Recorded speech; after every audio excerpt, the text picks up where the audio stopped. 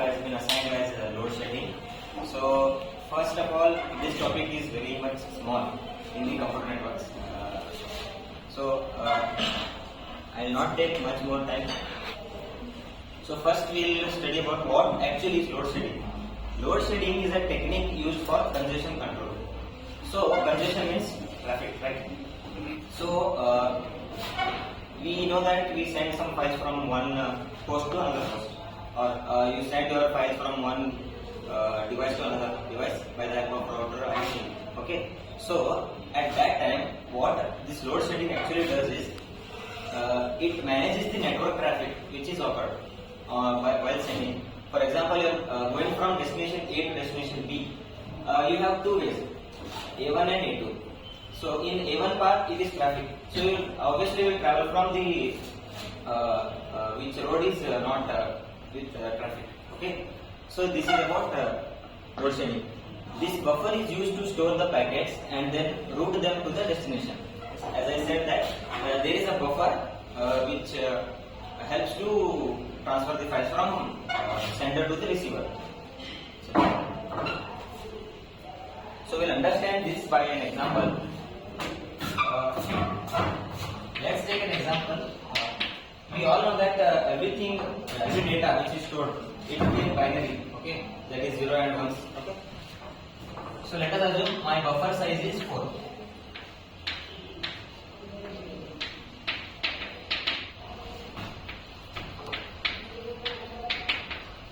Okay, and this is my file.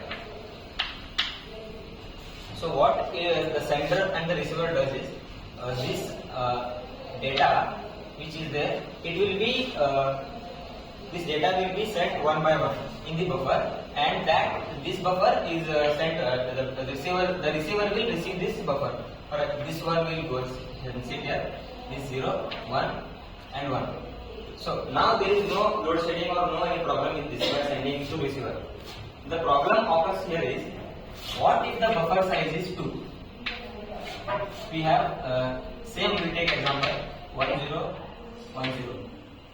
So what if the buffer size is 2? First this 0 will come and sit here. This 1 will place here. What about this 0 and what about this 1? Should we remove this? Should we remove this, or should we directly discard this? So in load shedding, what it does is it directly discards this. It will not touch. For example, if we do like this, that is 0 and 1. So this 0 will go out. This 1 will place here. This side. Okay. And this 0 which is there outside. So this will come here and it is placed here. So now we can see that the ending of this, our question was 1 0, right? So now ending is 1 0. Here in the buffer it is 0 and 1. So it is not, it is mismatched. So here what it does is, while transferring the files, you get a message called file is corrupted, right? So this kind of thing happens inside that. So like this, the file is being corrupted. So to make sure that this should not be happen, load shedding is used. What it does is, it discards that 0 and directly it gives the file. Load shedding is defined as an approach discarding the packets when the buffer is full. As I said, it will discard the packets when the buffer is full according to the strategy implemented in the data link layer. The selection of packets to discard is an important task. Many times packets with less importance or old packets. So less importance and old packets is, we all know that we chat daily with our friends, right? So while chatting, for example, let us take that you chat 2 messages every day for 4 years. Okay, so the messages which you chat daily, so when that receiver will receive the message, he or she will receive the only latest message, not that first message which you have delivered for the first time. Okay, latest message only you will get while chatting. No? So old messages have been discarded and they have been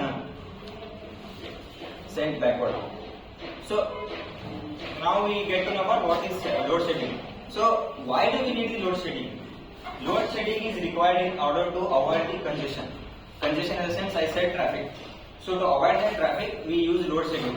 During load shedding, the packets are discarded when the buffer is full.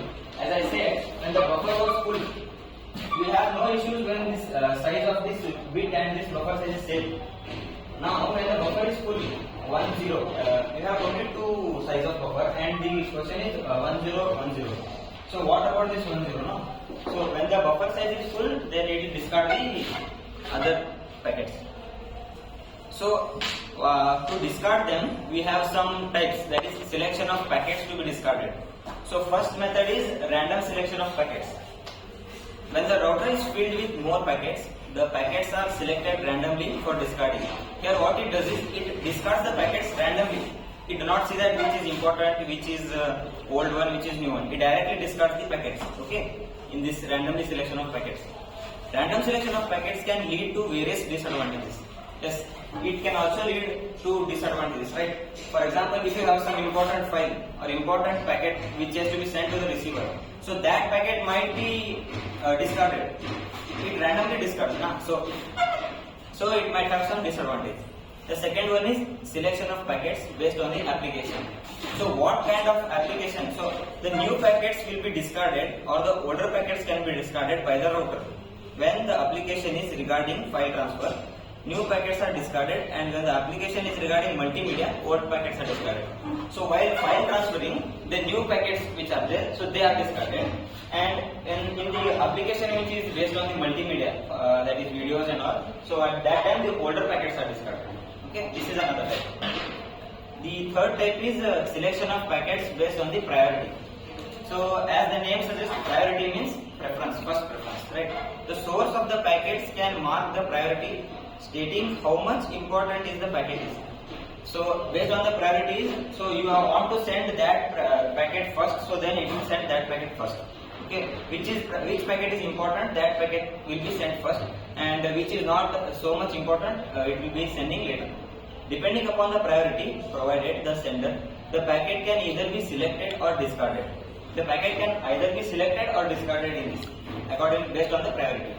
The priority can be given according to the price, algorithm, and the methods used in the functions that will perform and effect another task upon selecting and discarding the packets. Yes. As I said, it will select some of the packets based on some algorithm.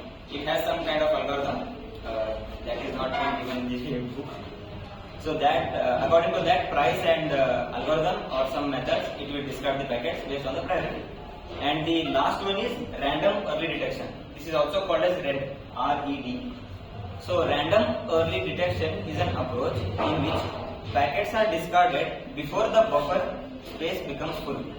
So as I said this, before the space becomes full, see this is 1 0 now.